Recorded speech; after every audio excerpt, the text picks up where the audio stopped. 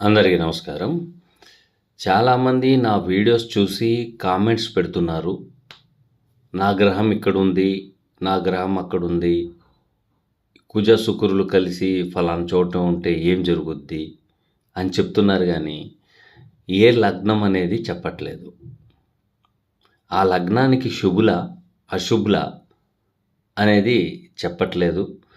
ఒక స్థానంలో ఉన్నంత మాత్రాన కాదు, ఆ గ్రహాలు పాపగత్తరి యోగంలో ఉన్నాయా లేక శుభ అర్గళంలో ఉన్నాయా అనేది కూడా తెలవాలి.